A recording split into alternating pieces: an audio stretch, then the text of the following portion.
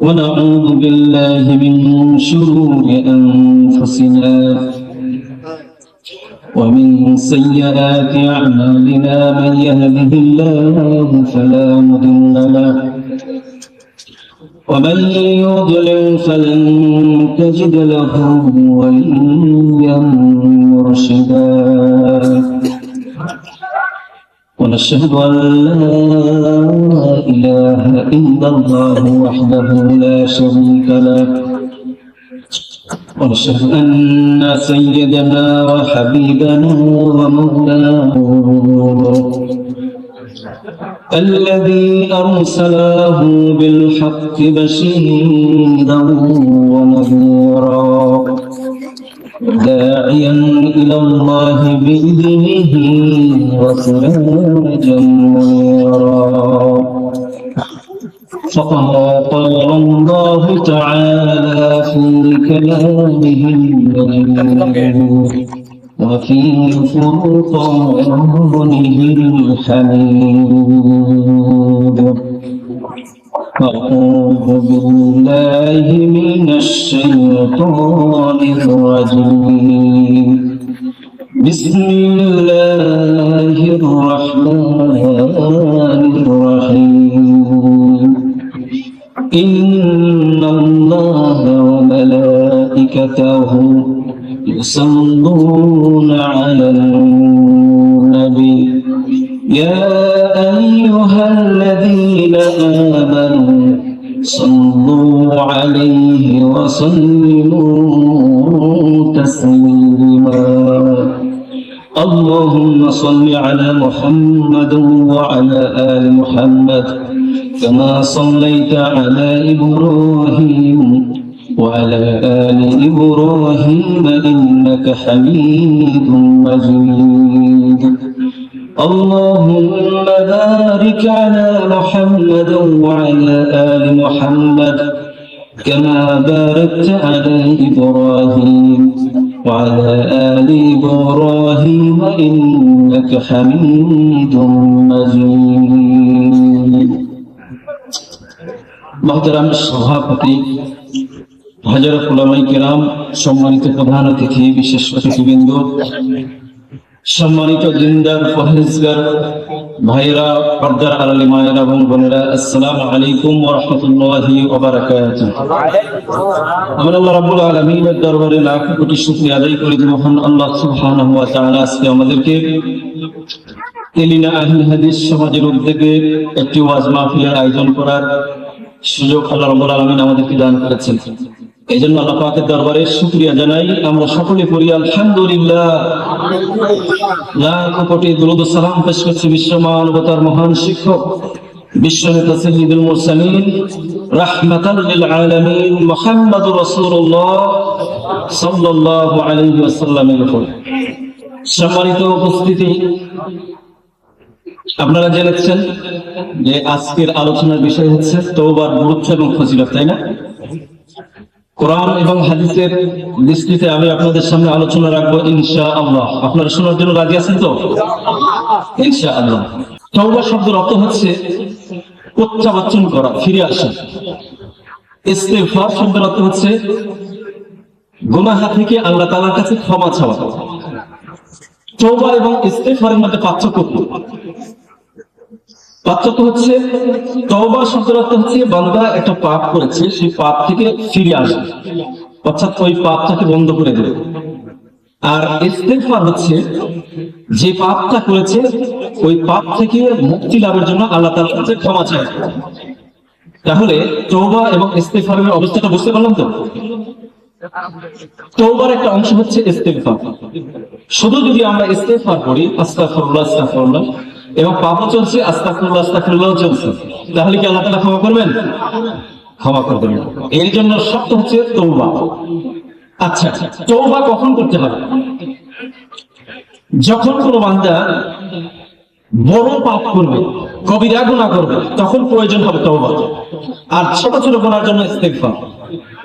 মনে রাখবেন, জীবনের কোনো একটা সময় যদি কবিরা গুনাহ থেকে থাকে আমাদের আমলনামায়, তাহলে এর কারণে আমাকে জাহান্নামে যেতে হবে। কথা কি বুঝতে পেরেছেন?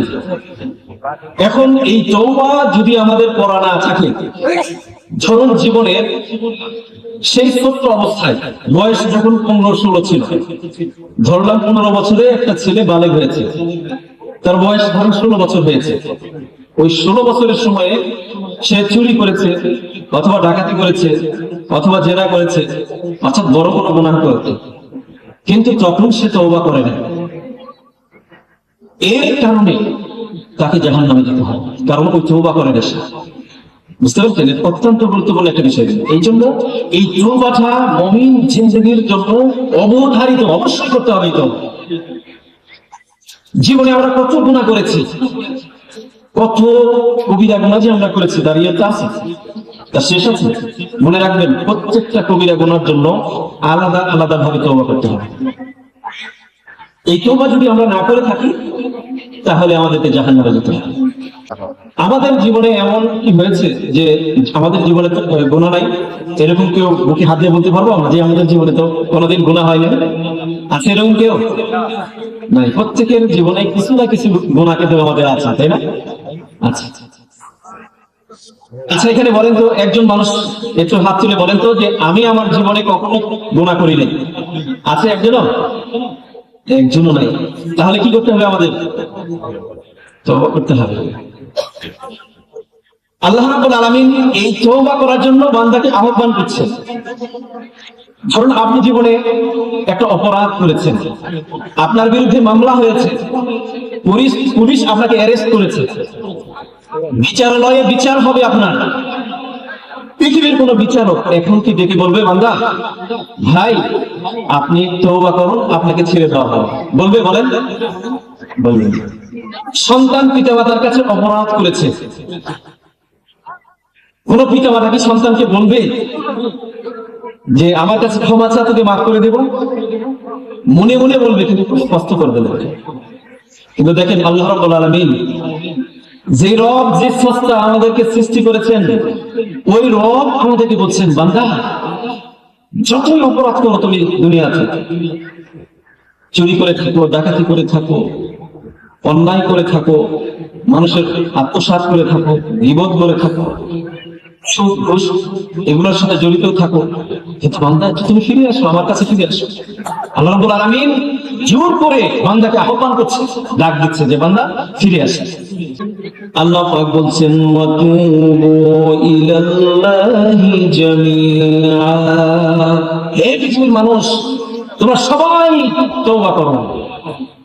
ওয়াতুবু ইলাল্লাহি জামিআ, তোমরা সবাই তওবা করো।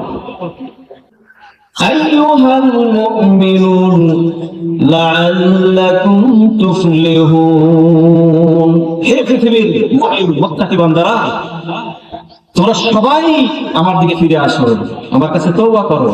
যদি তোমরা সফল পেতে চাও, অর্থাৎ এই গুনাহ থেকে তুমি মুক্তি পেতে চাও, তাহলে সবাই ফিরে এসো, আমার কাছে ফিরে এসো। দেখেন আল্লাহ রাব্বুল আলামিন বান্দাকে কত পছন্দ করেন, কত ভালোবাসেন। পৃথিবীর কোনো মানুষ এই কথা বলবে না আপনি অপরাধ করে থাকেন, দেখবেন আপনাকে শাস্তি দিবে, কেউ বলবে না যে আমার দিকে ফিরে আসো, আমি তোমাকে মাফ করে দেবো, এই কথা কেউ বলবে না। কিন্তু কে বলছেন এই কথা? আল্লাহ বলছেন যে যতই গুনাহ করে থাকো বান্দা, তুমি ফিরে আসো, তোমাকে আমি মাফ করে দেব, তুমি সফল হবে। সফলতা অর্জন করার জন্য আল্লাহর উপরে ঈমান লাগবে, রাসূলের উপরে ঈমান লাগবে। রাসূল যে মূলনীতি দিয়েছে সেই মূলনীতি ফলো করতে হবে, মুত্তাকিদের সাথে চলতে হবে, সবর ইখতিয়ার করতে হবে। তাহলে এই দুনিয়াতে আপনি সফলতা অর্জন করতে পারবেন। এই দুনিয়ার সফলতায় কি আসল সফলতা? আপনি দুনিয়াতে সফল হয়েছেন, অনেক টাকার মালিক হয়েছেন, বাড়ি গাড়ি করেছেন, অনেক সম্পদ আপনি উপার্জন করেছেন, আপনি কি সফল? বলেন আপনি সফল? আপনি সফল কখন হবেন? সফল তখনই হবেন যখন পরকালীন জগতে আপনি মুক্তি পাবেন। আল্লাহ রাব্বুল আলামিন বলছেন ফামান জুহজিহা আনিন নার ওয়া উদখিলাল জান্নাতা ফাকাদ ফাজ, জাহান্নাম থেকে যে ব্যক্তি মুক্তি পেয়েছে, জান্নাতে যে প্রবেশ করেছে, সেই কেবলমাত্র ফাকাদ ফাজ, সফলতা অর্জন করেছে। তাহলে এই দুনিয়ার সফলতাই সফলতা নয়, অরিজিনাল সফলতা কোথায়? পরকালীন জগতে, অর্থাৎ আল্লাহ তাআলার জান্নাত পাওয়াটাই হচ্ছে সর্বোৎকৃষ্ট সফলতা। আল্লাহ রাব্বুল আলামিন এই সফলতা অর্জন করার জন্য পৃথিবীর সমস্ত মানুষকে ডেকে বলছেন, বান্দা তোমরা সবাই ফিরে এসে আমার কাছে তওবা করো, আমি তোমাকে সফলতা দান করবো, অর্থাৎ পরকালীন জগতে তোমাকে মুক্তি দান করবো। আল্লাহ রাব্বুল আলামিন অন্য আয়াতের মধ্যে বলেছেন, ইয়া আইয়ুহাল্লাযীনা আমানু তুবু ইলাল্লাহি তাওবাতান নাসুহা। হে পৃথিবীর মানুষ, তোমরা একনিষ্ঠ তওবা করো, একনিষ্ঠ তওবা। শুধু আস্তাগফিরুল্লাহ আস্তাগফিরুল্লাহ বললে কি হয়ে গেল একনিষ্ঠ? বলেন না, এর জন্য কি করতে হবে? তাওবাতান নাসুহা হতে হবে, একনিষ্ঠ তওবা। একনিষ্ঠ তওবা মানে অর্থাৎ পাপের সাথে বারবার জড়িত হওয়া যাবে না, এটা হচ্ছে একনিষ্ঠ তওবা। অর্থাৎ তওবা করেছি, এই তওবাকে নিয়ে খেলতামাশা করা যাবে না, যে আস্তাগফিরুল্লাহ আস্তাগফিরুল্লাহ পড়ছি, আবার কিছুক্ষণ পরে আবার ওই পাপের সাথে জড়িত হয়ে যাচ্ছে। জেনে শুনে বুঝে বারবার যদি এইভাবে বান্দা যদি গুনাহ করতে থাকে, তাহলে সেটা একনিষ্ঠ তওবা হবে না। আর আল্লাহ রাব্বুল আলামিন ওই তওবাকে কবুলও করবেন না। তওবা কবুল করবেন কখন? যখন বান্দা ভুলবশত করে কোন পাপ ভুলবশত করবে, তখন আল্লাহ রাব্বুল আলামিন ক্ষমা করবেন, ঠিক না? সেই তওবাটা আল্লাহ রাব্বুল আলামিনের তওবা গ্রহণযোগ্য হবে। কিন্তু আপনি জেনে শুনে বুঝে বারবার আপনি পাপ কাজ করছেন, আবার তওবা করছেন, আবার পাপ কাজ করছেন, জেনে শুনে, এই তওবা আল্লাহ রাব্বুল আলামিনের দরবারে গ্রহণযোগ্য হবে না। হবে জোরে বলেন, হবে না। এই জন্য কি করতে হবে? একনিষ্ঠ তওবা করতে হবে। আমরা যদি একনিষ্ঠ তওবা করি, আল্লাহ পাক বলছেন, আসা রাব্বুকুম আইয়ুকাফিরা আনকুম সাইয়্যাতিকুম। তাহলে আল্লাহ রাব্বুল আলামিন জিন্দেগীর সমস্ত পাপকে মুছে দিবেন। এটা হচ্ছে ফলাফল। একনিষ্ঠ তওবার ফলাফল কি? বান্দার সমস্ত গুনাহ আল্লাহ রাব্বুল আলামিন কি করবেন? মাফ করে দিবেন, মিটিয়ে দিবেন, ক্ষমা করে দিবেন। আরো কি করবেন? আল্লাহ পাক বলছেন, ওয়া ইউদখিলুকুম জান্নাতিন তাজরি মিন তাহতিহাল আনহার। আল্লাহ রাব্বুল আলামিন তাকে জান্নাত দান করবেন, জীবনের সমস্ত গুনাহ মাফ করে দিবেন। এক। দুই নম্বর হচ্ছে গুনাহ ক্ষমা করে দিয়ে তাকে জান্নাত দান করবেন, যেই জান্নাতের তলদেশে নহর প্রবাহিত রয়েছে, সেই জান্নাত আল্লাহ রাব্বুল আলামিন দান করবেন। জান্নাতে রয়েছে নাজ নিয়ামত, সেখানে যা ইচ্ছা মানুষ যা চাইবে সবকিছু সেখানে পাবে। আপনি যা কামনা করবেন সঙ্গে সঙ্গে সেটা উপস্থিত হবে। সুবহানাল্লাহ, এটা হচ্ছে জান্নাত। সেখানে যে ধরনের খাবার আপনি চাইবেন সেটির সাথে সাথে উপস্থিত হবে আপনার সঙ্গে। আপনার জন্য অট্টালিকা থাকবে, সুন্দর ঘর থাকবে, আপনার স্ত্রীরা থাকবে সেখানে। আজওয়াজুন মুতাহহারা বলা হয়েছে, পবিত্র স্ত্রীরা থাকবে সেখানে। বাগ বাগিচা থাকবে, পাখি কিচির মিচির করবে, শব্দ করবে, সুবহানাল্লাহ। সেই জান্নাতের মধ্যে সপ্তাহে একটা বাজার বসবে, সেখানে মানুষ সেই বাজারে যাবে, সুবহানাল্লাহ। উত্তর দিক থেকে একটা হাওয়া প্রবাহিত হবে, ওই হাওয়ায় চেহারাটা চেঞ্জ হয়ে যাবে, সুন্দর হবে। আমি যখন ওই সুন্দর চেহারা নিয়ে বাসায় যখন যাবে, ভুল পরিবার যারা বাসায় আছে তাদের কাছে যখন ফিরে যাবে, তখন দেখে আশ্চর্য হবে যে তোমার চেহারা এত সুন্দর হলো কোথেকে। স্বামীও তখন বলবে, হাই হাই সুবহানাল্লাহ, আমিও তো দেখতে পাচ্ছি তোমার চেহারা তো চেঞ্জ হয়ে গেছে, আগে যা ছিল তার সাথে তো আরো অনেক সুন্দরী হয়ে গেছে। এটা হচ্ছে জান্নাতের পরিবেশ, সুবহানাল্লাহ। আর জাহান্নাম, ইন্না জাহান্নামা কানাত মিরসাদা, জাহান্নাম এটা হচ্ছে একটা ফাঁদ, লিতাগীনা মাআব, সীমালঙ্ঘনকারীদের আবাসস্থল। মিরসাদ বলা হয়, দেখবেন যে ওই যে বাঘ যখন হরিণ শিকার করে, দেখেছেন কিভাবে উট পেতে বসে থাকে, ঠিক জাহান্নাম সেইভাবে উট পেতে বসে থাকবে। জাহান্নামের কাজ কারবার যদি আপনার আমলনামায় থাকে, তাহলে ওই জাহান্নাম ওই বাঘের মতো ঝাঁপটি মেরে ধরে ফেলবে। হরিণ যেভাবে শিকার করে, ঠিক এটাকে বলা হয় মিরসাদ। লিতাগীনা মাআব, সীমালঙ্ঘনকারীদের আবাসস্থল। সেখানে খাবার থাকবে, লা ইয়াযুকুনা বারদান ওয়ালা শারাব, সেখানে কোনো ঠান্ডা থাকবে না, ইল্লা হামিমুন ওয়া গাসসাক, সেখানে থাকবে ফুটন্ত পানি। আপনি পিপাসায় কাতর, পানি চাইবেন, পানি দেওয়া হবে ফুটন্ত পানি। গাসসাক, সেখানে জাহান্নামের খাবার থাকবে গাসসাক।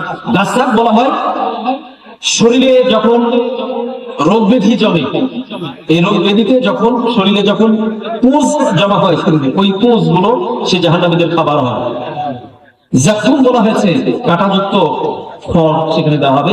ওই জাখম ফল যখন মুখের মধ্যে দেবে, সঙ্গে সঙ্গে মুখের মধ্যে ঢোকার সাথে সাথে পেটের নাড়িভুড়িগুলো পিছনের রাস্তা দেবে, এটাকে বলা হয় জাখম, কাঁটাযুক্ত খাবার সেখানে দেওয়া।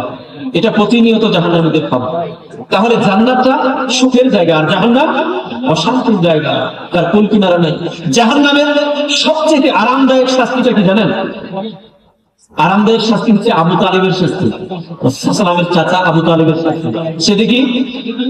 ওই আবু তালিবকে একটি জাহান্নামের একটা জুতা পরিধান করে দেওয়া হবে।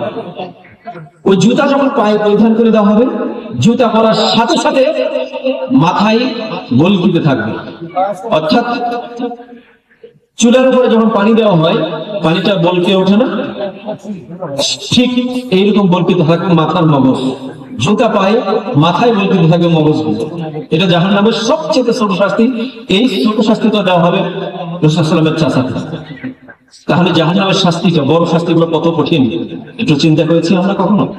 এই জাহান্নাম থেকে যদি আমরা মুক্তি পেতে চাই, তাহলে আমাদেরকে কি করতে হবে? কি করতে হবে? তওবা করতে হবে, মুত্তাকি হতে হবে, ঈমানদার হতে হবে, পাশাপাশি তওবা করতে হবে। যেহেতু আমরা পাপমুক্ত নই, পৃথিবীতে আমাদের প্রতিনিয়ত পাপ হচ্ছে, এই জন্য আল্লাহ তাআলার নিকটে আমাদেরকে তওবা করতে হবে। আর এই তওবা যদি আমরা খালিস নিয়তে করতে পারি, আল্লাহ রাব্বুল আলামিন আমাদের গুনাহ মাফ করে দিবেন এবং আমাদেরকে জান্নাত দান করবেন। সুবহানাল্লাহ। বলুন তো, এই পৃথিবীতে সর্বশ্রেষ্ঠ মানুষকে মুহাম্মদ রাসূলুল্লাহ সাল্লাল্লাহু আলাইহি ওয়াসাল্লাম। এই পৃথিবীতে সবচেয়ে সেরা মানুষ হচ্ছেন নবী রাসূলুল্লাহ, ঠিক না? নবী রাসূলুল্লাহ হচ্ছেন এই পৃথিবীর সেরা মানুষ।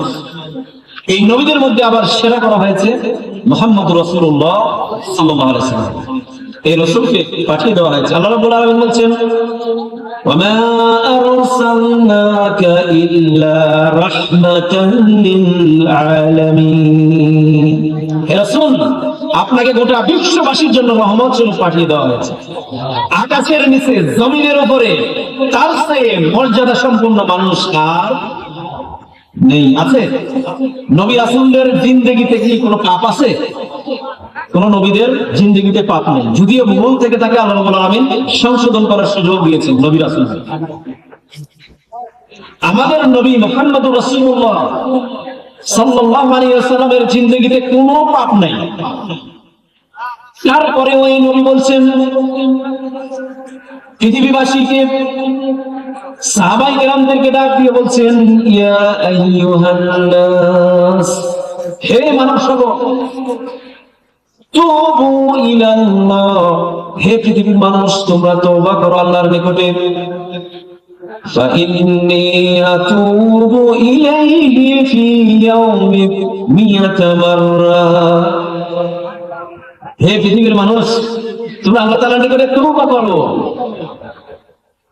শুধু তোমরা তওবা করবে না, শুনে রাখো, আমি মুহাম্মদ রাসূলুল্লাহ সাল্লাল্লাহু আলাইহি ওয়াসাল্লাম প্রত্যেক দিন 100 বার করে আমি আল্লাহর নিকটে তওবা করি।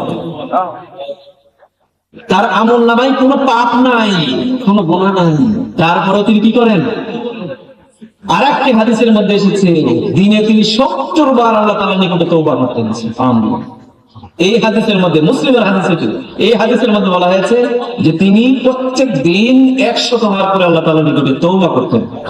ইস্তিগফার নয়, তওবা। তওবা করার কয়েকটি শর্ত রয়েছে। তওবা করতে কিন্তু সময় লাগে, আর ইস্তিগফার করতে কি সময় লাগে? আপনি বলেন আস্তাগফিরুল্লাহ আস্তাগফিরুল্লাহ আস্তাগফিরুল্লাহ হয়ে গেল, কিন্তু তওবা করতে সময় লাগে। কি লাগে? সময় লাগে। তওবা করতে 5টা জিনিস লাগে। কয়টা জিনিস বলেন? 5টা জিনিস মুখস্থ করে ফেলেন, খুবই ইম্পর্টেন্ট। আপনি যে এখন তওবা যে করবেন, এই তওবার মাধ্যমে আল্লাহ রাব্বুল আলামিন আপনাকে ক্ষমা করে দিবে, আপনাকে জান্নাত দান করবে। কিন্তু ওই তওবা করার সিস্টেমটা জানতে হবে না? সিস্টেমটা কি? সিস্টেম হচ্ছে, তওবা করার সিস্টেম হচ্ছে, আপনাকে প্রথমে স্বীকৃতি দিতে হবে। কিসের স্বীকৃতি? যে আমি গুনাহ করেছি, তার স্বীকৃতি দিতে হবে আপনাকে। 1 নম্বর শর্ত। 2 নম্বর শর্ত হচ্ছে বর্তমানে ওই গুনাহটাকে, ওই পাপটাকে বন্ধ করে দিতে হবে। 3 নম্বর হচ্ছে ভবিষ্যতে করবো না, এই ওয়াদা আল্লাহর সাথে দিতে হবে। 4 নম্বরে ইস্তেগফার করতে হবে। 5 নম্বরে মানুষের সাথে লেনদেনকৃত বিষয় যদি থেকে থাকে তাহলে সেটা মানুষকে রিটার্ন করে দিতে হবে। অর্থাৎ আপনি মানুষের হক নষ্ট করেছেন, মানুষকে ঠকিয়েছেন, ব্যবসা করতে গিয়ে আপনি ওজনে কম দিয়েছেন, দোকানদারি করতে গিয়ে দোকানে বসে দাড়ি পাল্লায় কত মানুষকে আপনি কম দিয়েছেন, এগুলো রিটার্ন করে দিতে হবে। পারবেন রিটার্ন করে দিতে? সম্ভব? বলেন। ধরেন একজন দোকানদার দোকানদারি করছে, বিক্রি করতেছে, দেখেন প্রত্যেকটা দাড়ি পাল্লায় কিছু না কিছু কম দিচ্ছে। এখন গোটা দিনে আপনি কত শত মানুষকে আপনি কম দিলেন, দিনের পর দিন চলে গেল, মাসের পর মাস চলে গেল, বছরের পর বছর এইভাবে আপনি মানুষকে ঠকাইলেন। এমন একটা সময় আপনার হিতাহিত জ্ঞান ফিরে এসেছে, আপনি বুঝতে পেরেছেন যে মানুষের হক আমি নষ্ট করলাম, এখন এখান থেকে আমাকে মুক্তি পেতে হবে। এখন বলেন আপনি কিভাবে মুক্তি নেবেন? এতগুলি মানুষ কোথায় পাবেন আপনি? একটু চিন্তা করতে হবে আমাদের, একটু চিন্তা করতে হবে, অত্যন্ত জটিল এবং কঠিন। কিন্তু মানুষের হক নষ্ট করা এটি কবিরা গুনাহ, ওই হকটা আপনাকে পরিশোধ করে দিতে হবে। এখন এতগুলো মানুষের হক আপনি কিভাবে পরিশোধ করে দিবেন বলেন? জবাব দেন। সম্ভব? এই জন্য আগে থেকে সতর্ক হতে হবে, আজকে এখানে প্রতিজ্ঞাবদ্ধ হতে হবে, ওয়াদা করতে হবে যে দোকানদারি করব, সঠিকভাবে ওজন করে, সঠিক ওজন করে আমি জিনিস বিক্রি করব। রাজি আছি তো ইনশাআল্লাহ? আপনি আপনার ফসল ফলিয়েছেন, বস্তায় আপনি উপরে ভালো ফসল দিয়েছেন, নিচে ভালো দিয়েছেন, মাঝখানে চিটা ঢুকিয়ে দিয়ে আপনি বাজারে গিয়ে বিক্রি করবেন। এই যে ধোঁকাবাজি করলেন না আপনি? ধরেন 1 মণ জিনিসের মধ্যে 5 কেজি আপনি ভেজাল দিয়ে দিলেন। এটা মানুষের হক, এই হকটা আপনাকে পরিশোধ করতেই হবে। মনে রাখবেন 2টা বিষয় রয়েছে, একটা হচ্ছে হকুল্লাহ আর একটা হচ্ছে হকুল ইবাদ। হকুল্লাহ হচ্ছে আল্লাহর সাথে সম্পর্কযুক্ত বিষয়। যেমন ধরুন আপনি জীবনের সালাত আদায় করেন নাই, আপনি যাকাত দেন নাই, সিয়াম পালন করেন নাই, কিন্তু এমন একটা সময় আপনি বুঝতে পেরেছেন যে আমি অপরাধ করেছি, এখান থেকে আপনি ফিরে আসতে হবে আমাকে। আল্লাহর কাছে আপনি তওবা করলেন খালেস নিয়তে, আল্লাহ রাব্বুল আলামিনকে আপনি বললেন, আল্লাহ রাব্বুল আলামিন ক্ষমা করে দিবেন। যদি তওবাতান নাসুহা হয় তাহলে আল্লাহ রাব্বুল আলামিন কি করবেন? ক্ষমা করবেন। কিন্তু হকুল ইবাদ যেটা রয়েছে, বান্দার সাথে হক যেটা রয়েছে, এটা আল্লাহর কাছে সারা জীবন যদি আপনি মাপ চান, সারা রাত ভর আপনি সালাত আদায় করে আল্লাহর কাছে কন্দন করে চোখ বুক ভেসিয়ে যদি আপনি দেন, তারপরে আল্লাহ রাব্বুল আলামিন ক্ষমা করবেন না। আল্লাহ রাব্বুল আলামিন বলেন, বান্দা তুমি যাকে ঠকিয়েছো তাকে ফিরিয়ে দাও, রিটার্ন করে দাও, দিয়ে আমার কাছে এসে তওবা করো, তাহলে আমি কবুল করব। জটিল বিষয় নাই। এই জন্য মানুষের হক নষ্ট করা যাবে? কখনোই নষ্ট করা যাবে না। এই বিষয়ে একটু সতর্ক থাকতে হবে কিন্তু আমাদের। আপনি সালাত আদায় করছেন না, সিয়াম পালন করছেন না, এক সময় আল্লাহ রাব্বুল আলামিন ইচ্ছা করলে তওবা করলে আল্লাহ মাফ করে দিতে পারেন, কিন্তু বান্দার হক, মানুষের হক আপনি কখনো নষ্ট করতে যাবেন না। কারণ ওই মানুষটা মারা যেতে পারে, ওকে আপনি খুঁজে কোথায় পাবেন? দোকানদারি করতে গিয়ে এত মানুষকে ঠকাইলেন, এত হাজার হাজার মানুষকে কোথায় আপনি পাবেন? কিভাবে আপনি মাফ চাইবেন তার কাছে? সে সুযোগ কিন্তু আর থাকবে না। এর জন্য পরকালীন জগতে আপনাকে কিন্তু পুড়িয়ে দিতেই হবে। আপনি মারা গেলেন মানুষের হক নষ্ট করে, আপনি দুনিয়াতে পরিশোধ করতে পারেন নাই, কিন্তু পরকালীন জগতে কিন্তু আপনাকে পরিশোধ করতেই হবে, করতেই হবে। সেখানে কিভাবে আপনি পরিশোধ করবেন? সেই জায়গাতে আল্লাহ রাব্বুল আলামিন 2 জনকে মুখোমুখি করবেন। যার হক নষ্ট করেছেন তাকে সামনে নিয়ে আসা হবে, আপনাকে নিয়ে আসা হবে। এখন বলা হবে যে তোমার ইতিপূর্বে কিছু না কিছু ভালো আমল তো আছে, ওগুলো একে দিতে থাকো, একে দিতে থাকো, দিতে দিতে এক পর্যায়ে দেখা যায় যে আপনার আমল নামায় আর কোনো ভালো আমল নেই, আপনাকে ধরে জাহান্নামে দেওয়া হবে। ওই ব্যক্তিটা যদিও পাপী হয়ে থাকে, আপনার আমল নামা নিয়ে সে জান্নাতে যাবে। বুঝতে পেরেছেন বিষয়টা? এই জন্য ভাই বলি, এটা জটিল বিষয়, মানুষের হক কখনো নষ্ট করতে যাবে না। যদি হক নষ্ট করে থাকেন পরিশোধ করে দেবেন। আজকে প্রতিজ্ঞাবদ্ধ হবেন, বাসায় গিয়ে কার হক নষ্ট করেছেন সেটা পরিশোধ করে দেবেন। মানুষের হক নষ্ট করে আপনি যদি তওবা সিগিরাতুল মুখে আল্লাহ রাব্বুল আলামিন ক্ষমা করবেন। এই জন্য মানুষের হক নষ্ট করা যাবে না। তাহলে তওবার শর্তগুলো কি আমরা বুঝতে পেরেছি? বলুন, 1 নম্বরে কি? আমি ক্লাস নেবো, আপনাদের ক্লাস এখান থেকে শিখে দিতে হবে। ওই আজেবাজে কিচ্ছা কাহিনী আপনারা বসে আছেন ভালোভাবে, আলহামদুলিল্লাহ শোনার আগ্রহ আছে, বুঝতে পারছি। আর একটু আগ্রহ হবেন ইনশাআল্লাহ।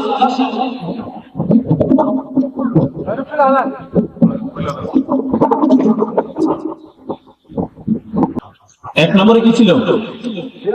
স্বীকৃতি। 2 নম্বরে গুনাহটাকে বন্ধ করে দেওয়া। 3 নম্বরে ভবিষ্যতের জন্য প্রতিজ্ঞাবদ্ধ হওয়া যে আমি আর গুনাহ করব। 4 নম্বরে ইস্তিগফার করা। 5 নম্বরে মানুষের হক পরিশোধ করে দেওয়া। এখন যদি আপনি এটা পরিপূর্ণরূপে করে থাকেন, এখন আপনি আল্লাহর কাছে তওবা করেন, আল্লাহ রাব্বুল আলামিন ক্ষমা করে দেবেন। তো বলছিলাম রাসূলুল্লাহ সাল্লাল্লাহু আলাইহি সাল্লাম এইভাবে তওবা করতেন প্রত্যেকদিন। কতবার? 100 বার। যেই নবীর জীবনে কোনো পাপ নাই, সেই নবী যদি 100 বার তওবা করে, তাহলে আমরা কতবার করে থাকি? আর আমাদের কতবারই বা করা উচিত বলুন? আমাদের সব সময়ের জন্য কি করা উচিত? তওবা করা উচিত। আমরা তওবা করতে রাজি আছি তো ইনশাআল্লাহ? প্রত্যেক ফরজ সালাতের পরে সালাত আদায় করবেন, জায়নামাজে কিছু সময় বসে আল্লাহ তাআলার কাছে তওবা করবেন, ইস্তিগফার করবেন, তওবা করবেন। ইনশাআল্লাহ আল্লাহ রাব্বুল আলামিন ক্ষমা করে দেবেন। আর আল্লাহ রাব্বুল আলামিন ক্ষমা করে দেওয়ার জন্য আল্লাহ রাব্বুল আলামিন একেবারে এক পায়খানা প্রস্তুত হয়ে আছেন, একেবারে 2টা হাত বিছিয়ে দিয়েছেন যে বান্দা, প্রথমত ডেকে ডেকে বলছে বান্দাকে, বান্দা তুমি ফিরে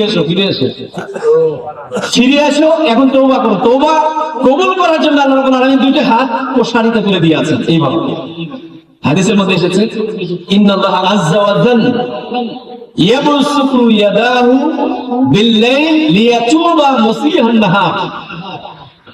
আল্লাহ রাব্বুল আলামিন 2টা হাত এভাবে বিছিয়ে দিয়েছেন। বান্দা দিনের বেলায় যে পাপটা করেছে, ওই পাপটাকে ক্ষমা করে দেওয়ার জন্য রাতের বেলায় 2টা হাত বিছিয়ে দিয়েছে যে বান্দা তুমি তওবা করো, ফিরে আসো, আমি তোমাকে ক্ষমা করে দেব। সুবহানাল্লাহ। এর চেয়ে রহমশীল পৃথিবীতে আর কি আছে বলেন? কেউ না। আমাদের একটা ওপেন চান্স, সুযোগ যে আমরা আল্লাহ তাআলার নিকটে তওবা করব, ফিরে আসব, আল্লাহ রাব্বুল আলামিন ক্ষমা করে দেবেন ইনশাআল্লাহ। বান্দা যখন তওবা করে, আল্লাহ রাব্বুল আলামিন এই তওবাকারী বান্দাকে ভালোবাসেন। আল্লাহ রাব্বুল আলামিন বলছেন, ইন্নাল্লাহা ইউহিব্বুত তাওয়াবিন ওয়া ইউহিব্বুল মুতাতাহহিরিন। আল্লাহ রাব্বুল আলামিন বলছেন, তওবাকারীকে আমি ভালোবাসি, যারা পবিত্রতা অর্জন করতে চায় তাদেরকে আমি ভালোবাসি, পছন্দ করি। তো আল্লাহ রাব্বুল আলামিন যেটা ভালোবাসেন, পছন্দ করেন, সেটাই তো আমাদের করা উচিত, ঠিক না বলেন? আল্লাহর ভালোবাসা আমরা নিতে রাজি আছি তো ইনশাআল্লাহ? আল্লাহর ভালোবাসা আমাদেরকে নিতেই হবে। এই পৃথিবীতে আমরা যতই ভুল কাজ করব, আল্লাহ রাব্বুল আলামিন ক্ষমা করে দিবেন, মাফ করে দিবেন। দেখেন নবী রাসূলরাও ভুল যখন করেছে, তারা আল্লাহ তাআলার কাছে ক্ষমা চেয়েছে। হযরত মুসা আলাইহিস সালাম, হযরত আদম আলাইহিস সালাম কিছু ভুল করেছেন, তারপরে আল্লাহ তাআলার কাছে কি করেছেন? তওবা করেছেন। আদম আলাইহিস সালামকে আল্লাহ রাব্বুল আলামিন মাটি দিয়ে সৃষ্টি করেছেন, তাই না? জান্নাতের মধ্যে তিনি ছিলেন। জান্নাতের মধ্যে যখন তিনি ছিলেন, তার পাঁজরের হাড্ডি থেকে তার স্ত্রীকে আল্লাহ রাব্বুল আলামিন সৃষ্টি করলেন। আদম আলাইহিস সালামকে শুধুমাত্র মাটি থেকে সৃষ্টি করেছেন। আর আমরা কোথা থেকে সৃষ্টি বলেন তো? আমরা পানি থেকে। উৎস হচ্ছে মাটি। আদম আলাইহিস সালামকে আল্লাহ রাব্বুল আলামিন মাটি থেকে সৃষ্টি করেছেন, আর আমাদেরকে সৃষ্টি করেছেন পানি থেকে। হাওয়া আলাইহিস সালামকে কি দিয়ে সৃষ্টি করেছেন? মাটি থেকে। আদম আলাইহিস সালামের পাঁজরের হাড্ডি থেকে আল্লাহ রাব্বুল আলামিন হাওয়াকে সৃষ্টি করেছেন। এই জন্য পৃথিবীতে সকল নারীরা কিন্তু পুরুষের তাবে। নারীরা কি? পুরুষের তাবে। আল্লাহ রাব্বুল আলামিন বলছেন, আর-রিজালু কাওয়ামুনা আলান নিসা। পুরুষের আনুগত্য করে দেওয়া হয়েছে নারীদের। পুরুষের নারীর উপরে কর্তৃত্বশীল দেওয়া হয়েছে পুরুষকে। এখন যদি কোনো নারী মনে করে যে পুরুষ কেন আমার উপরে কর্তৃত্ব করবে, দেখেন জান্নাতের মধ্যে আল্লাহ রাব্বুল আলামিন আদম আলাইহিস সালামের পাঁজরের হাড্ডি থেকে হাওয়া আলাইহিস সালামকে সৃষ্টি করলেন। এখান থেকে যে বিষয়টা আমাদের কাছে স্পষ্ট হয় যে নারীরা পুরুষের অর্থাৎ পুরুষের তাবে হয়, অনুগামী হয়। বর্তমান পৃথিবীতে নারীরা কিন্তু এই আইনটা মানে না, আল্লাহ তাআলার এই বিধানটাকে মানে না। তারা নিজেকে দুর্বলতা ভাবে, দুর্বল মনে করে, আমরা কেন পুরুষের তাবে হব। যদি কোনো নারী এরকম চিন্তা ফিকির করে থাকে, মনে রাখবেন তার ঈমান আমার সবই যাবে। পুরুষের তাবে হবে তার মানে এই নয় যে পুরুষ ওই নারীকে অত্যাচার করবে, অর্থাৎ পুরুষ নারীর কর্তৃত্বশীল হবে, কিন্তু ওই পুরুষ ওই নারীকে সম্মানের সাথে রাখবে, অসম্মান করবে না। মানুষ হিসাবে পুরুষ এবং নারীর মধ্যে কোনো পার্থক্য আছে? কোনো পার্থক্য নাই। আল্লাহ রাব্বুল আলামিন নারীদের সে অধিকার দিয়েছে, কিন্তু এর লিডার হচ্ছে পুরুষ।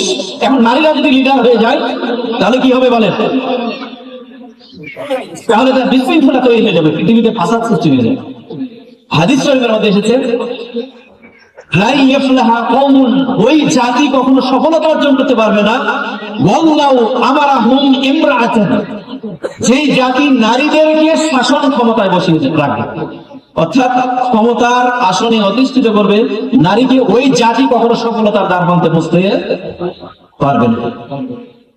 আমাদের দেশ থেকে নারীরা বিদায় হয়েছে, ক্ষমতার আসন থেকে বিদায় হয়েছে না? আমরা আল্লাহ রাব্বুল আলামিনের কাছে এই কামনা করি, আল্লাহ ভবিষ্যতে যাতে নারী আর ক্ষমতায় না আসে, এই জাতির জন্য গজব। এটা হাদিসের কথা। পুরুষরা হবে কর্তৃত্বশীল, সমাজ এবং রাষ্ট্রের দায়িত্ব নেবে পুরুষরা। নারীদের দায়িত্ব হচ্ছে নারী অঙ্গনে তারা দায়িত্ব পালন করবে, ঠিক না? বলেন ঠিক না? এর মানে এই নয় যে আমি নারীদেরকে ঠাক করছি, কারণ ইসলাম এটা বলেছে। এখন কি আপনি বলবেন ইসলাম নারীকে ঠকিয়েছে? না, ঠকাই নাই, ইসলাম নারীকে ঠকাই নাই। পৃথিবীর ইতিহাস গবেষণা করে দেখেন, যে সমস্ত রাষ্ট্রগুলোতে নারীরা তাদের ক্ষমতাকে প্রসারিত করার জন্য আন্দোলন করেছে, সেই দেশে সেই সমাজে নারীরা সবচেয়ে বেশি লাঞ্ছিত হয়েছে। আজকের ইউরোপ আমেরিকাতে একসময় নারীর কোনো অধিকার ছিল না। ইহুদি এবং খ্রিস্টান ধর্মে নারীর কোনো অধিকার নাই, কিন্তু বেইজ্জত করেছে নারীদেরকে ইহুদি এবং খ্রিস্টান ধর্ম। পৃথিবীর সমস্ত ধর্ম যে সমস্ত ধর্ম আছে, ইসলাম ছাড়া অন্য কোনো ধর্মে নারীকে সম্মান দেয়নি, একমাত্র ইসলাম নারীদেরকে সম্মান দিয়েছে। বর্তমান পৃথিবীতে নারীরা রাজনীতির ময়দানে কিছুটা অগ্রসর হয়েছে, কিন্তু নারীদের আসল অস্তিত্বকে বিলীন করে দিয়েছে।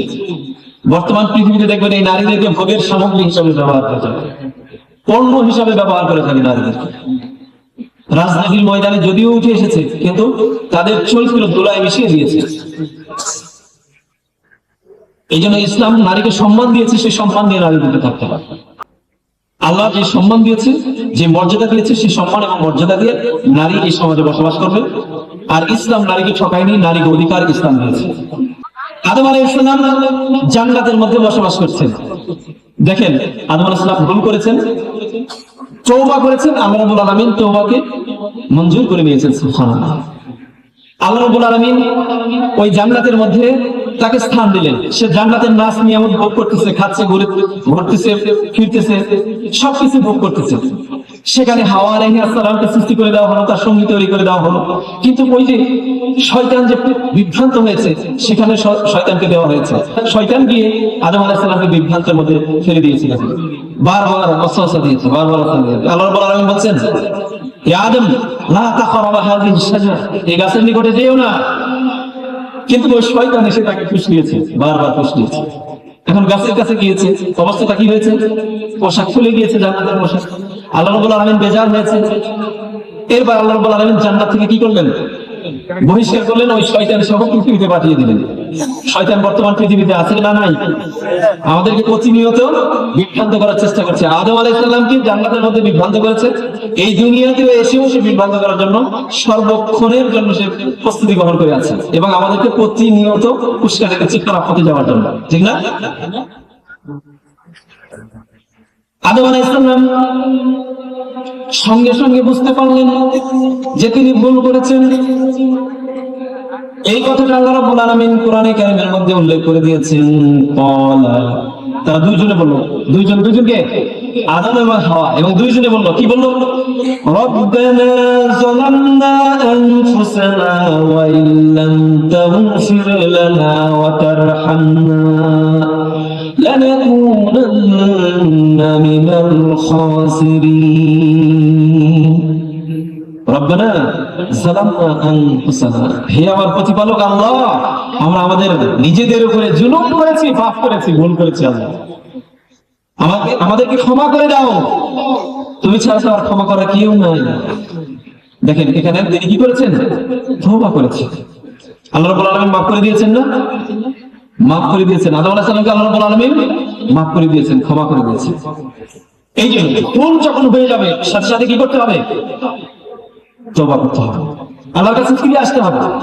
আমরা যদি আল্লাহর কাছে ফিরে আসি তাহলে আল্লাহ রাব্বুল আলামিন আমাদেরকে কি করবেন? ক্ষমা করে দিবেন। মূসা আলাইহিস সালাম তিনি ভুল করেছেন, আল্লাহ তাআলার কাছে ক্ষমা চেয়েছেন, আল্লাহ ক্ষমা করে দিয়েছেন না? দিয়েছেন। কি ভুল করেছেন তিনি? বনি ইসরাইলের এক লোককে তিনি ঘুষি মেরেছেন, ওই ঘুষিতে ওই ব্যক্তি মারা গেছে। ফিরআউনের গোত্রের এক লোক আর বনি ইসরাইলের এক লোক, দুইজনে কথা কাটাকাটি শুরু হয়েছে। মুসা আলাইহিস সালাম ওই রাস্তা দিয়ে যাচ্ছিলেন, দেখলেন দুইজন ব্যক্তি তর্ক বিতর্কে লেগে গেছে। এখন ফিরআউনের গোত্রের যে লোকটা ছিল একটু বড় একটা টাইপের ছিল, কথা শুনছে না। মুসা আলাইহিস সালাম তাকে নসিহত করলেন, তিনি কথা শুনতে চাচ্ছিলেন, তর্ক করছেন। মুসা আলাইহিস সালামের সাথে তর্ক শুরু হয়ে গেল। এক পর্যায়ে মুসা আলাইহিস সালাম একটু রাগী মানুষ ছিল, সুবহানাল্লাহ, তিনি একটা ঘুষি মারা দিলেন। এই ঘুষি খেয়ে সাথে সাথে একবারই স্পট ডেট, ওখানে মারা গেল। তো সাথে সাথে মুসা আলাইহিস সালাম আল্লাহ তাআলার কাছে তওবা করলেন, আল্লাহর কাছে বললেন, আল্লাহ আমি ভুল করেছি, আমাকে মাফ করে দাও। আল্লাহ রাব্বুল আলামিন বলেছেন ফাগাফারা লাহু, তাকে ক্ষমা করে দাও। প্রথমত যে মানুষটা মারা গেল এই বিষয়টা কিন্তু প্রকাশিত হয়নি, কারণ তারা ছিল দুইজন মাত্র। পরের দিনে আবার মুসা আলাইহিস সালাম রাস্তা দিয়ে যাচ্ছিলেন, দেখলেন যে ব্যক্তির পক্ষ নিয়ে তিনি কথা বলছিলেন ওই ব্যক্তিটি আরেকটা ব্যক্তির সাথে তর্ক করছে। এখন মুসা আলাইহিস সালাম কোন একটা কাজে দ্রুত রাস্তা দিয়ে যাচ্ছেন, এখন যে ব্যক্তির পক্ষে নিয়ে তিনি কথা বলছিলেন ওই ব্যক্তিটি মুসা আলাইহিস সালামকে লক্ষ্য করে বলছেন, মনে করছেন যে গতকাল একজনকে ঘুষি মেরে ফেলেছে, সে মনে হয় আজকে আমাকে মারার জন্য সে দ্রুত গতিতে আসতেছে। এই চিন্তা করে তিনি চিৎকার দিয়ে বলছেন, মুসা তুমি গতকাল একজনকে মেরেছো, আজকে কি তুমি আমাকে মারার জন্য আসতেছো? অথচ তিনি যাচ্ছিলেন অন্য একটা কাজে, দ্রুত গতিতে তিনি যাচ্ছিলেন রাস্তা দিয়ে। কিন্তু ওই যে চিৎকার দিয়ে ওই লোকটা কি বলবো যে তুমি গতদিনকে একজনকে মেরেছো। এখন যে ব্যক্তির সাথে তিনি তর্ক করছিলেন ওই ব্যক্তিটি, এখন ওই ব্যক্তিটি এটা শুনে নিয়েছে, সাথে সাথে ফিরআউনের কাছে খবরটা জানিয়ে দিয়েছে যে গতকালের যে মানুষটা মারা গেছে এই মুসাই মেরেছে তাকে। এখন ফিরআউনের আইন হচ্ছে যে কোন ব্যক্তি যদি আরেকজন ব্যক্তিকে হত্যা করে তারও মৃত্যুদণ্ড। এখন সংসদে পাশ হয়ে গেছে মুসা আলাইহিস সালামকে হত্যা করা। এখন ওই সংসদে মুসা আলাইহিস সালামের কিছু বন্ধুও ছিল। একজন ব্যক্তি খুব জোরে এসে বলছে, মুসা তুমি তাড়াতাড়ি এখান থেকে ভাগো, কারণ ফিরআউনের মসনদে আইন পাশ হয়েছে তোমাকে হত্যা করা। মুসা আলাইহিস সালাম শোনার সাথে সাথে সেখান থেকে দিলেন দৌড়, একেবারে মিশর থেকে মাদায়েনে পার্শ্ববর্তী রাস্তায় তিনি চলে গেলেন। দৌড়াতে সেই রাস্তা তিনি চলে গেলেন জীবন বাঁচানোর জন্য। ঘটনা অন্যদিকে যাচ্ছে, আমি ওদিকে যাচ্ছি না। তো এখন যে বিষয়টা তা হচ্ছে এই যে মুসা আলাইহিস সালাম ভুল করেছেন, তিনি কিন্তু মারার উদ্দেশ্য নিয়ে মারেননি, তিনি মেরেছেন আদব শিক্ষা দেওয়ার জন্য। তবে একটা বিষয় এখানে যে আল্লাহ রাব্বুল আলামিন প্রত্যেকটি নবী রাসূলদের শরীরে 40 জন শক্তিশালী কুস্তিগীর যুবকের শক্তি দেওয়া হয়েছে। এখন একজন নবীর শরীরে যদি 40 জন কুস্তিগীর যুবকের শক্তি যদি থাকে তাহলে একটা ঘুষির ওজনটা কতটুকু হবে? তিনি মেরেছেন শাসন করার জন্য, আদর্শ শিক্ষা দেওয়ার জন্য, তার ঘুষি দেওয়া ব্যক্তি সেখানে মারা গেছে। মূলত তিনি মারার উদ্দেশ্যে মারেন নাই, তিনি এই ভুলটা বুঝতে পেরেছেন, সঙ্গে সঙ্গে আল্লাহ তাআলার নিকটে তওবা করেছেন, আল্লাহ রাব্বুল আলামিন তার তওবা কবুল করেছেন। দেখেন এইরকম অপরাধ যদি আমাদের জীবনেও হয়ে থাকে তাহলে আল্লাহ রাব্বুল আলামিন কি করবেন? ক্ষমা করে দিবেন। মুসা আলাইহিস সালাম ক্ষমা চেয়েছেন, আল্লাহ রাব্বুল আলামিন ক্ষমা করে দিয়েছেন। আমাদের জীবনে যত গুনাহ হোক, যত বড়ই আমরা পাপ করি, নিরাশ হওয়া যাবে না। নিরাশ হওয়া যাবে বলেন? আমরা কি নিরাশ হব? নিরাশ হওয়া এটা ইহুদিদের কাজ। কোন মুসলিম নিরাশ হতে পারে না, আর কোন আলেম কোন মানুষকে নিরাশ করতে পারে না। একজন মানুষ অপরাধ করেছে, অনেক গুনাহ করেছে, একজন আলেমের কাছে এসেছে যে মাপ পাওয়ার কোন রাস্তা আছে কিনা। এই আলেম, এই দায়ী বৈশিষ্ট্য হচ্ছে তাকে নিরাশ করে দিবেন, তাকে আছাড় বাণী শোনাবে। কারণ কোন ব্যক্তি যদি অনুতপ্ত হয়, ওই যে স্বীকৃতি এবং অনুতপ্ত যদি হয়, তওবার যে 5টা গুণাগুণ বলছি না, এই 5টার মধ্যে স্বীকৃতি কখন আসে? যখন অনুতপ্ত আসে, ঠিক না? যখন কোনো বান্দা পাপের বোঝা মাথায় নিয়ে অনুতপ্ত হয়, ওই অনুতপ্ত বান্দাকে নিরাশ করতে নেই, নিরাশ করা যাবে না। এটা কোনো আলেমের বৈশিষ্ট্য নয়, এটা কারোই বৈশিষ্ট্য নয়। কারণ পৃথিবীতে যত বড়ই পাপ হোক, ওই বান্দা যদি আল্লাহর নিকটে ফিরে আসে, আল্লাহ রাব্বুল আলামিন ক্ষমা করে দেওয়ার জন্য প্রস্তুত রয়েছে। এই জন্য আমরা নিরাশ হব না। আমরা কি নিরাশ হব? আমাদের জীবনে পাপ আসতে পারে, বহু পাপ আসতে পারে, হতে পারে, হয়ে গিয়েছে, ভুল ভ্রান্তি নয়, তবে আমাদের জীবনে অনেক পাপ হয়েছে, আমরা নিরাশ হয়ে যাব না, আমরা ক্ষমার রাস্তা খুঁজতে থাকবো। এই কথাটা আল্লাহ রাব্বুল আলামিন কোরআনে কারীমের মধ্যে বলেছেন, কুল ইয়া ইবাদিয়াল্লাযীনা আসরাফু আলা আনফুসিহিম লা তাকনাতু মির রাহমাতিল্লাহ।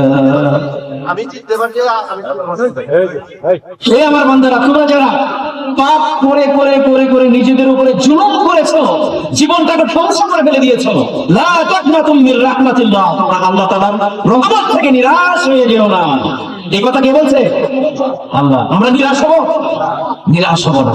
আমাদের জীবনে যতই পাপ হয়ে যাক, কিন্তু আমাদেরকে ক্ষমা চাইতে হবে আল্লাহ তাআলা। ফিরে আসলে আল্লাহ রাব্বুল আলামিন ক্ষমা করে দেওয়ার জন্য দুইটি হাত মেলে দিয়ে প্রস্তুত হয়ে আছেন, ক্ষমা করে দিবেন। সুবহানাল্লাহ, এত রহমত বান্দার উপরে আল্লাহ। এরপরে আমাদের কোনো প্রশ্ন থাকতে পারে? বলেন, কত সুন্দর সুযোগ আল্লাহ রাব্বুল আলামিন আমাদেরকে করে দিয়েছেন। ইবনে আব্বাস রাদিয়াল্লাহু তাআলা আনহু থেকে বর্ণনা, তিনি বলেন,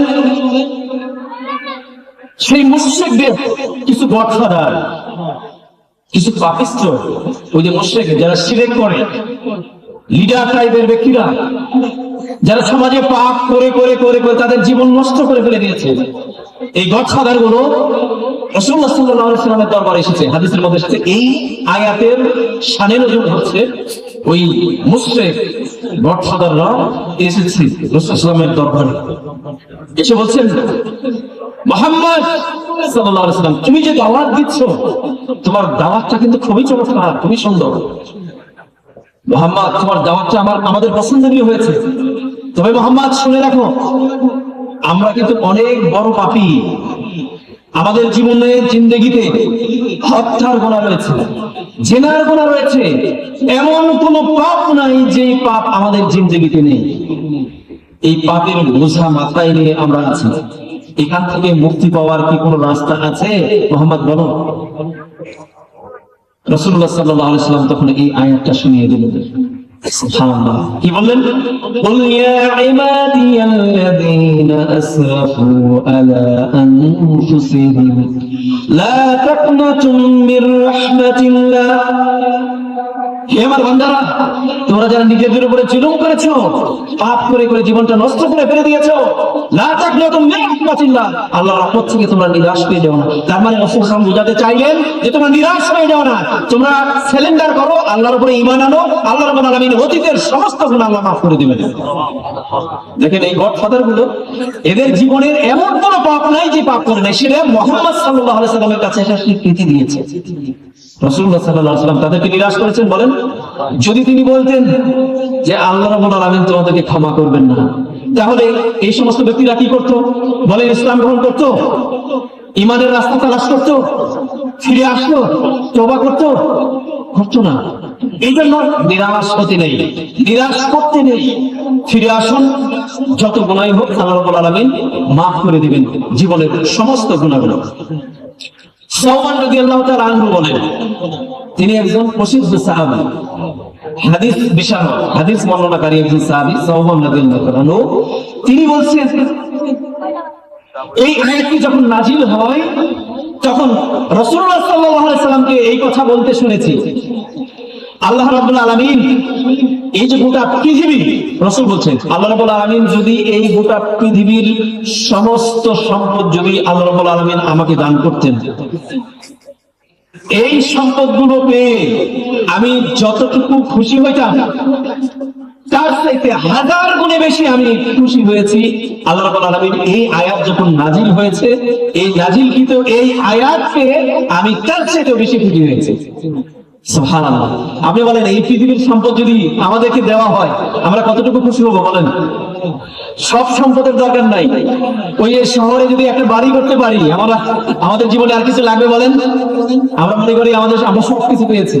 যদি বাড়ি থাকে, একটা গাড়ি থাকে, সুন্দর একটা স্ত্রী থাকে, আর কি চাই বলেন?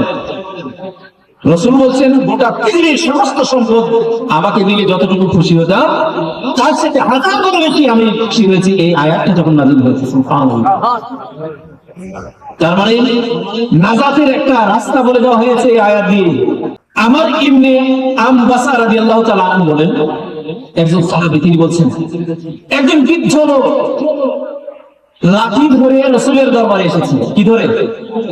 লাঠি ধরে। একেবারে বৃদ্ধ, মাজা পড়ে গিয়েছে, আর চলতে পারে না। রাসূলুল্লাহ সাল্লাল্লাহু আলাইহি সাল্লামের দরবারে এসে বলছেন, হে মুহাম্মদ, আমি তো একেবারে বৃদ্ধ, শুনে রাখুন, আমার জীবনে এমন কোন ছোট এবং বড় গুনাহ নাই যে গুনাহ আমি করি না। ছোট বড় সব ধরনের গুনাহ আমি করছি।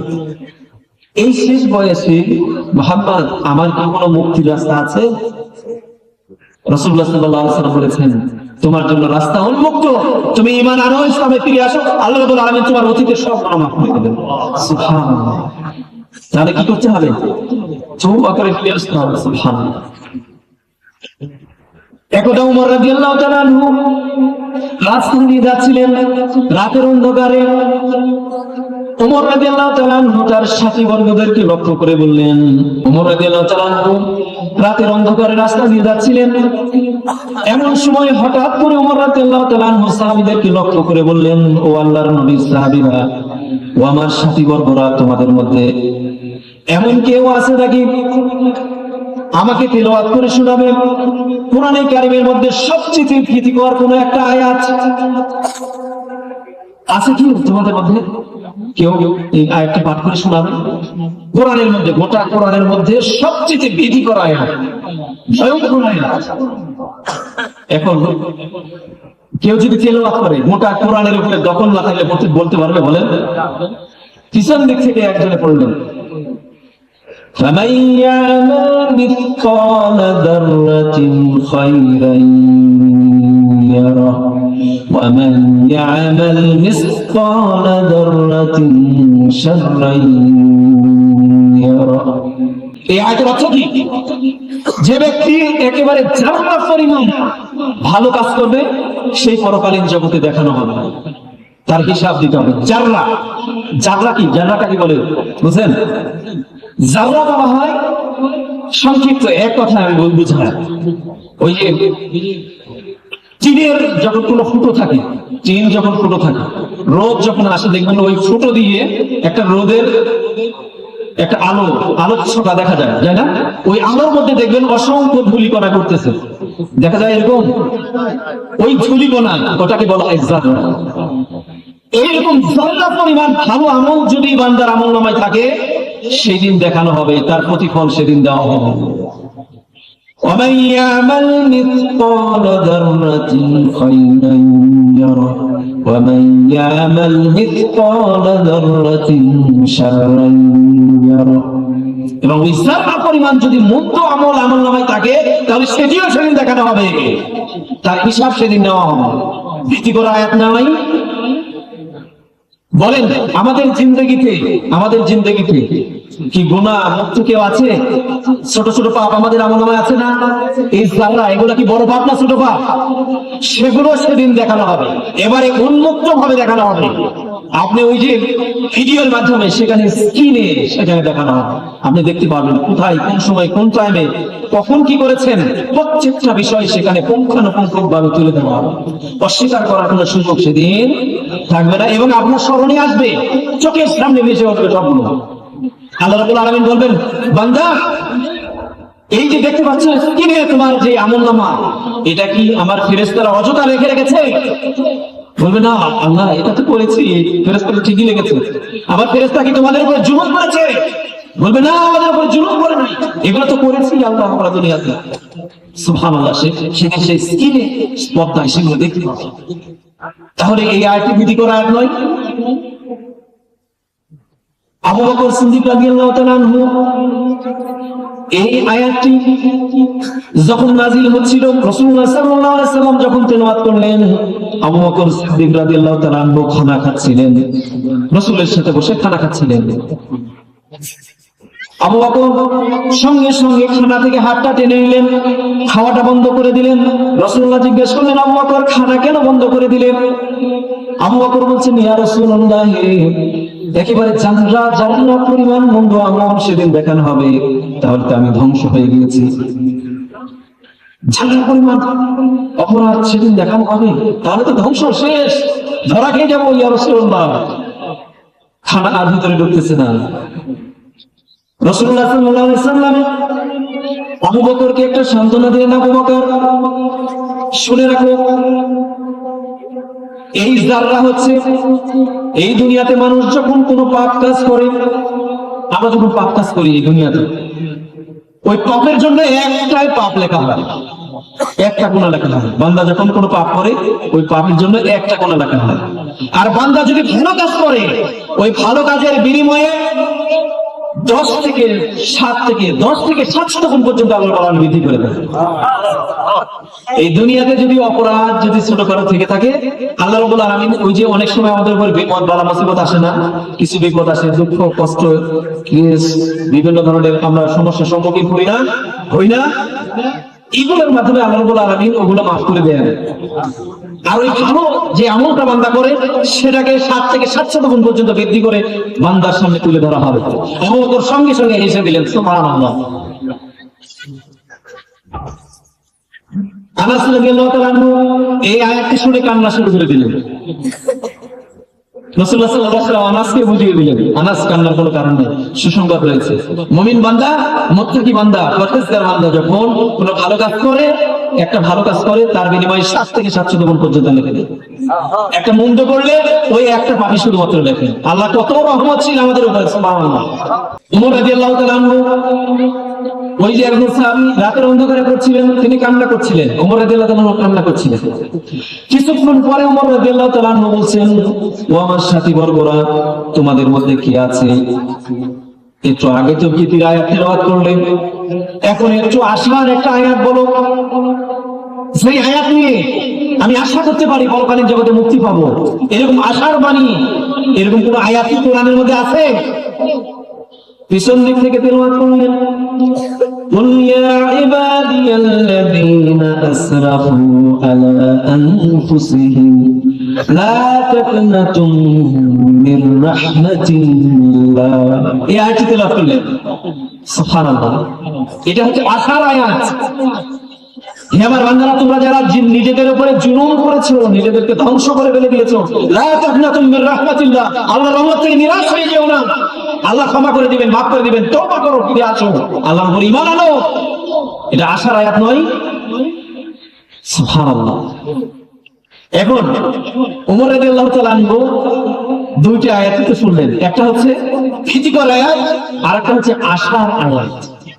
এই দুইটাই শুনলেন, শোনার পরে তিনি একটু থমকে দাঁড়ালেন, সাহাবীদের দিকে মুখ ফিরিয়ে বললেন যে তোমাদের মধ্যে কি আব্দুল্লাহ ইবনে মাসউদ আছে তোমাদের মধ্যে? তিনি এখনো একবারে কনফার্ম হতে পারছিলেন না। আব্দুল্লাহ ইবনে মাসউদ কে? তিনি রাইসুল মুফাসসিরিন, তাফসীরের ব্যাপারে তিনি সবচেয়ে ভালো জানেন। তার কাছ থেকে শুনলে পরে আমার একটা ইতমিনান আসবে, আমি একটু নিরাপত্তা ফিল করব, শান্তি প্রশান্তি আসবে মনের মধ্যে। আব্দুল্লাহ ইবনে মাসউদের কাছ থেকে তিনি শুনতে যাচ্ছেন। দেখেন আব্দুল্লাহ ইবনে মাসউদ ছোটখাটো মানুষ ছিল, সাহাবীদের মধ্যে বসে আছেন, তিনি দাঁড়িয়ে বলেন, আমি ওমর রাদিয়াল্লাহু তাআলা আনহু আমি তেলাওয়াত করেছি এই আয়াতগুলো, সুবহানাল্লাহ। আর এখানে কোনো দ্বন্দ্ব থাকতে পারে মনের মধ্যে? বলেন, আর দ্বিধা থাকতে পারে? তার কাছে একেবারে উন্মুক্ত হয়ে গেল, সুবহানাল্লাহ। আব্দুল্লাহ ইবনে মাসউদ রাইসুল মুফাসসিরিন, তাফসীরের জগতের সম্রাট ছিলেন তিনি। ছোট্টখাট্ট একজন মানুষ ছিল, একেবারে ছোট্ট পিচ্ছি, সুবহানাল্লাহ। আল্লাহ রাব্বুল আলামিন কি জ্ঞান তাকে দান করেছেন। তিনি ছিলেন রাখাল, ছাগল চড়াতেন, মানুষের ছাগল চড়াতেন, সে হচ্ছে রাইসুল মুফাসসিরিন, সুবহানাল্লাহ, সাহাবীদের জিন্দেগি। এই আব্দুল্লাহ ইবনে মাসউদ সন্ন্যাসীরা মানুষ, তিনি খেজুর গাছে উঠেছেন খেজুর পাড়ার জন্য। সাহাবায়ে কেরাম তাকে দেখে হাসাহাসি করতেছেন। কারণ কি জানেন? তার ওই শরীরটা এতই শুকনো, তার পায়ের গোছাটা এতই বেশি শুকনো, দেখতে একেবারে বিশ্রী পায়ের গোছা। সাহাবীরা দেখে ওটা নিয়ে হাসতেছেন। রাসূলুল্লাহ সাল্লাল্লাহু আলাইহি ওয়াসাল্লাম ফলো করলেন দূরে থেকে, রাসূল সাল্লাল্লাহু কাছে আসলেন, এসে বলছেন, ও সাহাবারা, তোমরা আব্দুল্লাহ ইবনে মাসউদের ওই পা দেখে তোমরা হাসাহাসি করতেছো? শুনে রাখো, আব্দুল্লাহ ইবনে মাসউদের ওই পায়ের গোছা কিয়ামতের ময়দানে মিজানের পাল্লায় উহুদের পাহাড়ের চেয়ে বেশি ভারী হবে। এই হচ্ছে আব্দুল্লাহ ইবনে মাসউদ। বলছিলাম কি, ক্ষমা চাইতে হবে আল্লাহর কাছে, ফিরে আসতে হবে, আমাদেরকে ফিরে আসতে হবে, আমাদেরকে হতাশ হলে হবে না। পাপ হয়েছে হয়ে যাক, অতীতকে ডিলিট করে দিতে হবে, বর্তমানকে নিয়ে আমাদেরকে ভাবতে হবে, এই বর্তমানে আমাদেরকে ভালো করতে হবে। আমরা কি বুঝতে পেরেছি কথাগুলো? তওবা করলে আল্লাহ রাব্বুল আলামিন ইতিপূর্বে বলেছে আল্লাহ পাক ভালোবাসেন, এখন তওবা করলে আল্লাহ রাব্বুল আলামিন খুশি হন, এটারও দলিল রয়েছে। তওবা করলে আল্লাহ ভালোবাসেন, একটা আয়াতের মধ্যে বলা হয়েছে, আবার হাদিসের মধ্যে বলা হয়েছে আল্লাহ রাব্বুল আলামিন খুশি হন বান্দা যদি তওবা করে। এত পাপ করেছে, আল্লাহকে রাগিয়ে দিয়েছে, আল্লাহ একেবারে রাগে ফেটে পড়ছে। বান্দা যদি এইরকম অবস্থায় যদি আল্লাহর কাছে তওবা করে, তাহলে আল্লাহ রাব্বুল আলামিন খুশি হয়ে যান। সুবহানাল্লাহ, কি পরিমাণ তিনি খুশি হন, কেমন খুশি হন আল্লাহ রাব্বুল আলামিন। শুনুন একটা হাদিস, বুখারীর হাদিসের মধ্যে এসেছে, লাল্লাহু আশাদ্দু ফারহা বিতাওবাতি আবদিহি হিনা ইয়াতুবু ইলাইহি। আল্লাহ রাব্বুল আলামিন ওই বান্দার উপরে সবচেয়ে বেশি খুশি হন, আশাদ্দু ফারহা, সবচেয়ে বেশি খুশি হন কোন বান্দার উপরে? যেই বান্দা আল্লাহ তাআলার নিকটে তওবা করে, ওই বান্দার উপরে। কেমন খুশি হন আল্লাহ, কেমন খুশি হন বান্দার উপরে? একজন ব্যক্তি, বুখারীর হাদিসের মধ্যে এসেছে, একজন ব্যক্তি মরুভূমির রাস্তা দিয়ে যাচ্ছে, মরুভূমির রাস্তার এমন একটা প্রান্তে তিনি চলে গিয়েছেন যে উটে চড়ে, উটকে মরুভূমির জাহাজ বলা হয়, তাই না? মরুভূমির মধ্যে উট ছাড়া কিন্তু খালি পায়ে যাওয়া যাবে না। আপনি ওই দুপুরের রৌদ্র যখন ওঠে, ওই সময় মরুভূমির বালির উপর দিয়ে আপনি হাঁটতে পারবেন না। আর আরবের সেই মরুভূমি আগুন ধরে যাবে পাবে। তো এই মরুভূমির জাহাজ বলা হয় উটকে। এই উট নিয়ে একজন ব্যক্তি মরুভূমির মধ্যে ঢুকেছে, কোন একটা এলাকায় সফরে তিনি বের হয়েছেন, তিনি যাচ্ছেন। প্রতিমধ্যে ওই ব্যক্তিটির একটু ক্লান্তি এসেছে, তার উটটা মরুভূমির মধ্যে ছোট্ট একটা গাছের সাথে বেঁধে তিনি একটু বিশ্রাম নিতে গেলেন। বিশ্রাম নিতে গিয়ে একটু সময় কেমন হলো, ঘুম থেকে উঠে দেখেন তার সেই উটটা সেখানে নেই। এখন পরিস্থিতিটা কি হবে বলেন? এমন একটা মরুভূমির মধ্যে এমন একটা জায়গায় গিয়ে পৌঁছেছে যে সেখান থেকে সামনেও যাওয়া যাবে না, পিছনে আসা যাবে না। নিশ্চিত পিছনে আসলেও মৃত্যু, সামনে গেলেও মৃত্যু, আসা যাবে না, সেখান থেকে ফিরে আসার কোনো সুযোগ নেই। এমন একটা জায়গায় গিয়ে পৌঁছেছেন তিনি। সুবহানাল্লাহ। এখন বলেন, এই ব্যক্তিটি যে উট হারিয়ে ফেললো, এই ব্যক্তিটির অবস্থাটা কি বলুন তো? বলেন, এই ব্যক্তির চেয়ে চিন্তিত আর কেউ আছে বলেন? এখন নিশ্চিত তার মৃত্যু, সেখানে হয়তো বা কয়েকদিন থাকার পরে অনাহারে থেকে সে মৃত্যুবরণ করবে। মরুভূমির সামনে যদি যায়, সেখানেও সমস্যা, পিছনে আসলে সমস্যা। এখন এই ব্যক্তিটির অবস্থাটা কি বলেন? তাওয়াক্কাল তো আল্লাহর উপরে নির্ভর করে, ভরসা করে। হাদিসের মধ্যে এসেছে তিনি আবার বিশ্রামে গেলেন। যে বিশ্রামে গেলেন, দোয়া, দরুদ, তওবা, জিকির, আজকার সবকিছু করে যে শেষ, হয়তো আমার জীবনের শেষ, এটা আল্লাহ তাআলার কাছে বলে তিনি ঘুমাতে গেলেন, বিশ্রামে গেলেন। ঘুম থেকে উঠে দেখলেন যে তার সামনে সেই উটটা আবার ফিরে এসেছে। বলেন, এই ব্যক্তিটি কি খুশি হবে না দুঃখ প্রকাশ করবে? কোনটা খুশি হবে? এই ব্যক্তির চেয়ে খুশি আর কেউ হতে পারে বলেন? সে নিশ্চিত ধারণা করেছে তার মৃত্যু, এখন সেই মৃত্যু থেকে সে ফিরে আসে, সেই উটটা ফিরে আসে।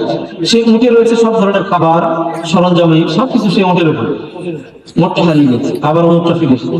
বলেন, এই ব্যক্তির চেয়ে সুখী ব্যক্তি, আনন্দিত ব্যক্তি আর পৃথিবীতে কেউ আছে বলেন? এই ব্যক্তি কেমন খুশি হবে? এই ব্যক্তিটি এমনই খুশি হয়েছে, খুশির ঠেলায় বলেছে আল্লাহ আনতা আবদি ওয়া আনা রাব্বুক। মানে খুশির ঠেলায় তার মুখের কথাটা একেবারে চেঞ্জ হয়ে গেছে। মানুষ দেখবেন অনেক সময় বেশি খুশিতে কেঁদে ফেলে, তাই না? খুশির ঠেলায় কেঁদে ফেলে না, কেঁদে দেয়। আবার বেশি খুশি হলে কি বলবে সে দেশ কিনা পায় না, অন্য একটা বলে দেয়। একটা বলতে যাচ্ছে কিন্তু হয়ে যাচ্ছে আর একটা। দেখেন এই ব্যক্তিটি এই খুশির ঠেলায় বলে দিয়েছে যে আল্লাহ তুমি আমার বান্দা, আমার বান্দা, আনা রাব্বুক, আমি তোমার প্রভু। আখতা, এই ব্যক্তিটা ভুল করেছে। আখতা ফি শিদ্দাতিল ফারহা, অধিক খুশিতে এই ব্যক্তিটা কথাটাকে পরিবর্তন করে ফেলেছে। আল্লাহ কি রাগান্বিত হবেন না? আল্লাহ রাব্বুল আলামিন নিজেও হাসতেছেন এই ব্যক্তির অবস্থাটা। এখন বলুন, এই ব্যক্তিটি যে খুশি হয়েছে, এই ব্যক্তির চেয়ে খুশি ব্যক্তি এই পৃথিবীতে আর কেউ নাই। এই ব্যক্তি ওই হারানো উট নিয়ে যেমন খুশি হয়েছে, আল্লাহ রাব্বুল আলামিন এই ব্যক্তির চেয়ে হাজার গুণে বেশি খুশি হন কোন বান্দা যখন পাপ করে ওই পাপ থেকে তওবা করে আল্লাহর নিকটে ফিরে আসে। কত সুযোগ আমাদের জন্য, সুবহানাল্লাহ। এই আল্লাহকে খুশি করার জন্য কি আমরা প্রস্তুত আছি? আমরা তো নাই, আমরা দুনিয়া নিয়ে ব্যস্ত। আমরা আমাদের ছেলে মেয়েদেরকে খুশি করছি, ছেলে মেয়েদের জন্য হালাল হারাম কোনো কিছু বিচার বিশ্লেষণ নেই। হ্যাঁ, ছেলে মেয়েদেরকে মানুষ করার জন্য হারাম যত পন্থা আছে সবকিছু তালাশ করে উপার্জন করতে হবে।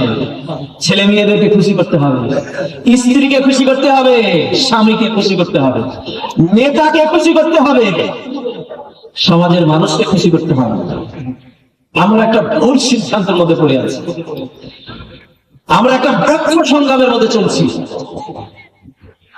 আচ্ছা, বুকে হাত দিয়ে বলুন তো, এত কিছু করলাম, যে সন্তানকে মানুষ করার জন্য নিজের সবকিছুকে বিলিয়ে দিলাম, সর্বশেষ ওই সন্তানকে কি আমি খুশি করতে পেরেছি? বলেন, খুশি করতে পেরেছি? আমার স্ত্রীকে খুশি করতে পেরেছি? নেতাকে খুশি করতে পেরেছি? পরিবারকে খুশি করতে পেরেছি? পারি না। ওই সন্তান দেখবেন চুলের থেকে পানি গেলেই বাড়ি থেকে চলে যাবে, ঠিক না? প্রতি মাসে আপনি সন্তানকে খরচ দেন, পড়াশোনার খরচ দেন। এক মাসে আপনি বলছেন যে বাবা আজকের এই মাসে ইনকাম কম হয়েছে, একটু কম নিতে হবে, দেখবেন রাগে মাগে আপনাকে যাতাই বলে। পেরেছি খুশি করতে? স্ত্রীর জন্য সবকিছু বিলিয়ে দিলাম, সবকিছু ইনকাম করে নিয়ে এসে দিলাম, একটা মাস আপনি খরচটা বন্ধ করে দেন তো পরিস্থিতিটা কি হয়? নেতার পিছনে দড়িয়ে দড়িয়ে জীবনটা শেষ করে দিলাম। একটা ভুল করে দেখেন, ওই নেতা ঘাট ধাক্কা দিয়ে দল থেকে বের করে দিলাম। সুতরাং এই দুনিয়ার মানুষকে খুশি করতে আমরা পারবো না। যে আল্লাহ এত খুশি হন আমাদের উপরে, সে আল্লাহকে খুশি করা ছেড়ে দিয়ে দুনিয়া নিয়ে যদি আমরা ব্যস্ত হয়ে পড়ে থাকি, তাহলে দুনিয়াকে আমরা জয় করতে পারবো না, আল্লাহ রাব্বুল আলামিনকেও খুশি করতে পারবো না। আল্লাহ রাব্বুল আলামিনকে প্রাধান্য দিয়ে এই দুনিয়াতে আমাদেরকে চলতে হবে।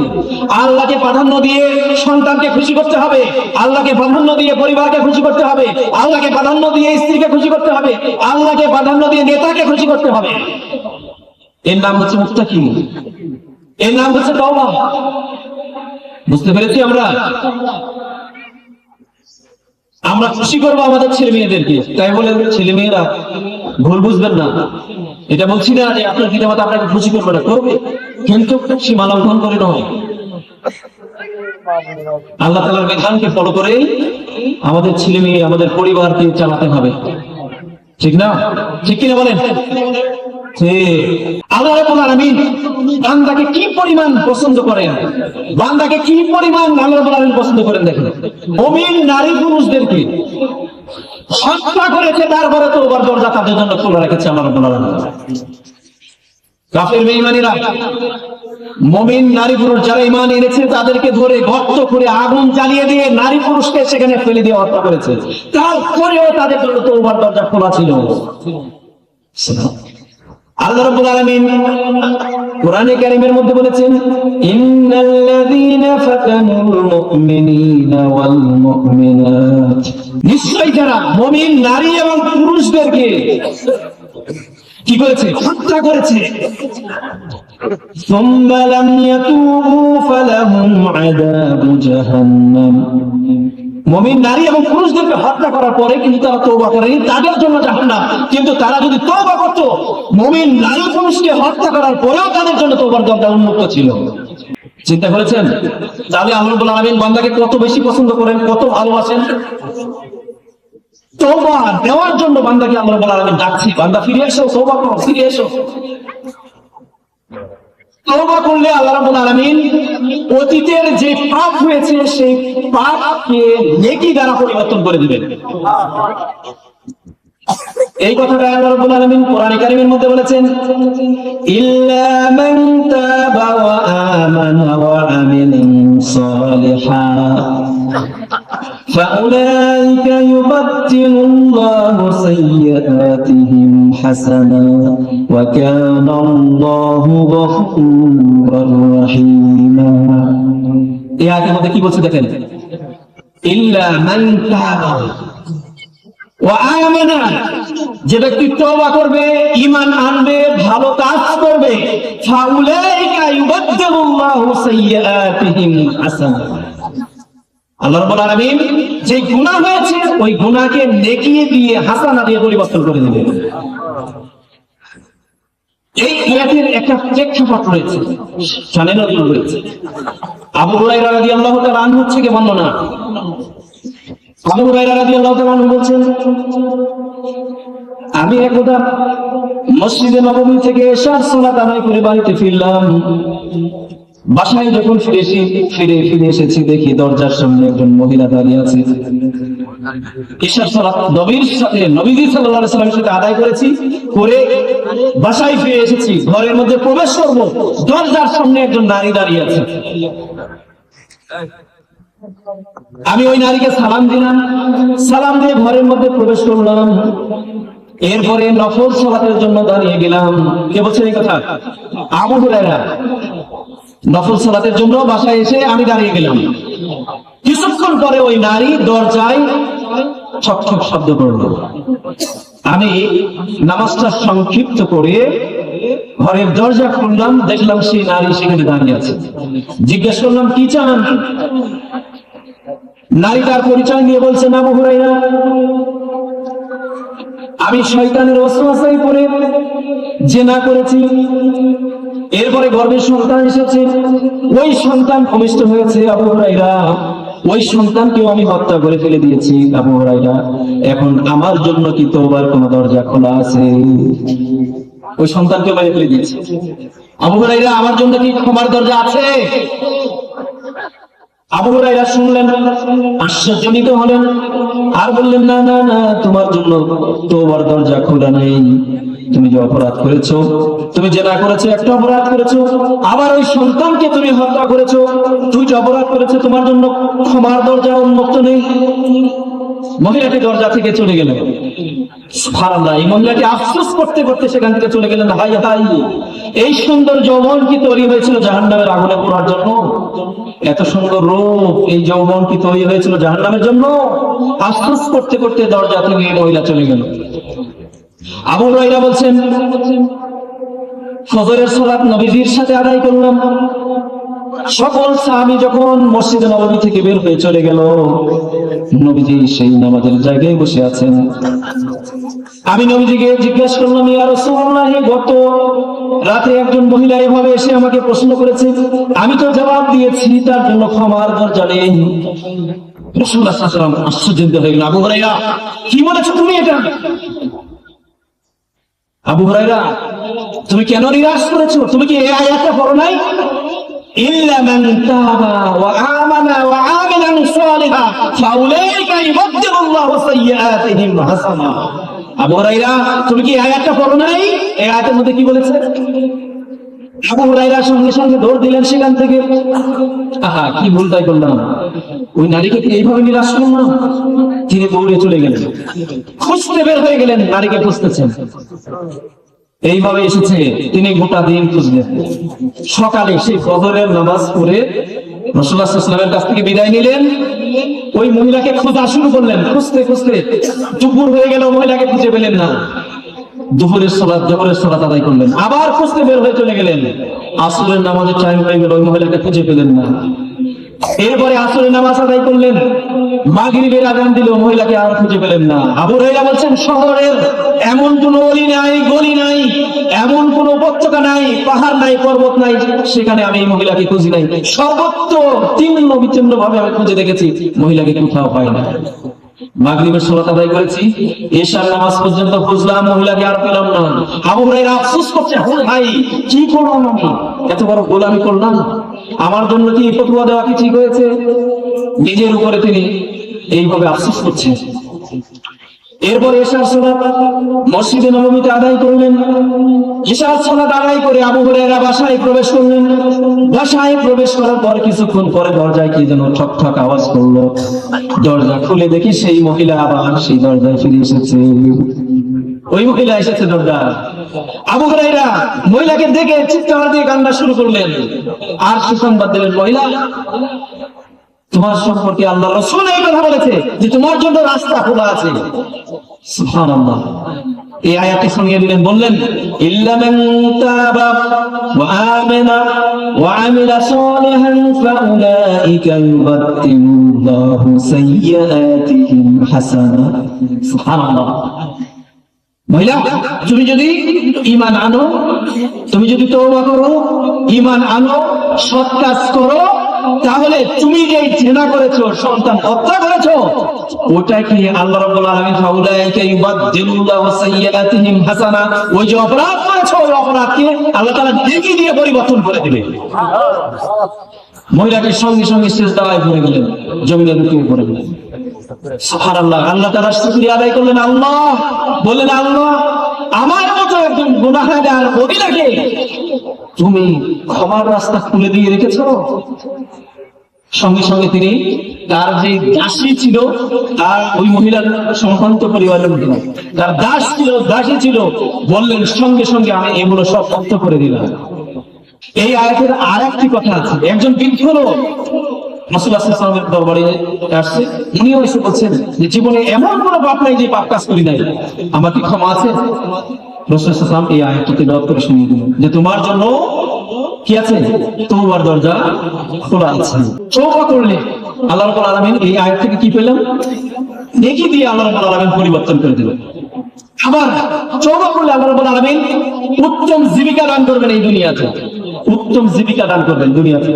আমরা যদি তওবাকে আমাদের সঙ্গী বানিয়ে নিই, ইস্তেগফারকে আমরা যদি আমাদের সঙ্গী বানিয়ে নিই, প্রত্যেক সালাতের পরে যদি আমরা ইস্তেগফার করি, তওবা করি, তাহলে আল্লাহ রাব্বুল আলামিন এই দুনিয়াতে আমাদেরকে উত্তম রিজিক দান করবেন।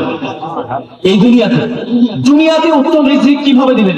অথচ এই দুনিয়াকে মাতাউল গুরুর বলা হয়েছে। ওমা হাযিহিল হায়াতুদ দুনিয়া ইল্লা মাতাউল গুরুর। এই দুনিয়াকে গুরুর বলা হয়েছে, প্রতারণার জায়গা বলা হয়েছে। আবার এই আয়াতের মধ্যে উত্তম জীবিকা দান করবেন এই দুনিয়াতে। তো এই দুটো কনভার্সেশন হয়ে গেল না আয়াতের মধ্যে? তার মানে হচ্ছে এই দুনিয়াটা ধোঁকার জায়গা, প্রতারণার জায়গা। প্রতিনিয়ত আমরা এখানে ধোঁকার সম্মুখীন হচ্ছি। এই দুনিয়ার কোনো মূল্য নাই, আল্লাহ তাআলার কাছে এই দুনিয়ার কোনো মূল্য নাই। আল্লাহ তাআলার কাছে এই দুনিয়ার মূল্যটা যদি একটা মাছির ডানার পরিমাণে যদি হতো, তাহলে এই পৃথিবীতে কোনো কাফেরকে আল্লাহ রাব্বুল আলামিন এক ঢোক পানিও দিতে দিতেন না। তার মানে দুনিয়ার কোনো মূল্য নাই। এই জন্য এই পৃথিবীতে ইহুদি এবং খ্রিস্টান, নাসারা, বৌদ্ধ যত অমুসলিম আছে, এদেরকে আল্লাহ রাব্বুল আলামিন রিজিক দিয়ে থাকে। বুঝতে পেরেছেন? তার মানে এই দুনিয়ার কোনো মূল্য নেই। তবে এখানে এই আয়াতের মধ্যে বলা হয়েছে মাতাআন হাসান, উত্তম জীবিকা দান করবেন। কিভাবে উত্তম জীবিকা? তার মানে আল্লাহ রাব্বুল আলামিন দান করবেন, তার মানে হচ্ছে এই যে এই দুনিয়াতে চলার জন্য যে ব্যক্তি পরকালকে প্রাধান্য দিয়ে এই দুনিয়াতে চলবে, তার জন্য এই দুনিয়াতে উত্তম জীবিকা দান করবে। পরকালকে প্রাধান্য দিয়ে এই দুনিয়াতে চলতে যে অর্থ সম্পদের প্রয়োজন আছে, এটা যদি হক হালালি ভাবে আসে, তাহলে আল্লাহ রাব্বুল আলামিন বলছেন যে উত্তম জীবিকা দান করবে। তার মানে উত্তম জীবিকা মানে আপনার ওই 10 তলা বিল্ডিং এর মালিক, 100 বিঘা জমির মালিক, তা না। উত্তম জীবিকা মানে আপনাকে স্বাচ্ছন্দ্য ভাবে এই জমিনে বসবাস করার সুযোগ করে দিবেন, অর্থাৎ আপনি শান্তিতে বসবাস করবেন। বিপদ আপদ বালা মুসিবত আল্লাহ রাব্বুল আলামিন আপনার কাছ থেকে উঠিয়ে নেবেন। আপনি সম্মানের সাথে বসবাস করবেন, সবাই সম্মান করবে, আপনার সুন্দর একটা পরিবার গড়ে উঠবে। আপনার ছেলে নিয়ে আপনার বাধ্য থাকবে, আপনার স্ত্রী, আপনার পরিবার আপনার বাধ্য থাকবে, অর্থাৎ গোটা একটা পরিবারটা হচ্ছে ইসলামী পরিবারে গঠিত হবে। এটা হচ্ছে মাতাআন হাসানা। এই দুনিয়াতে উত্তম রিজিক, উত্তম জীবিকা মানে এগুলা। তার মানে ওই লক্ষ কোটি কোটি টাকার মালিক হতে হবে অন্যায়ভাবে এটা না। আপনি গরিব হতে পারেন, আপনি রিক্সা চালক হতে পারেন, আপনিও উত্তম জীবিকা দান আদর করেন, আপনাকেও দিতে পারেন, পারেন না? আপনি রিক্সা চালিয়ে খান, আপনি তো হালাল উপার্জন করছেন, আপনার জীবনটাও উত্তম হতে পারে। সুতরাং আমরা যারা ইনকাম করছি অল্প কিছু, আমরা যারা রিক্সা চালাই, আমরা যারা ঠেলা গাড়ি চালাই, তাদেরকে মানুষ খারাপ নজরে দেখে, ঠিক না?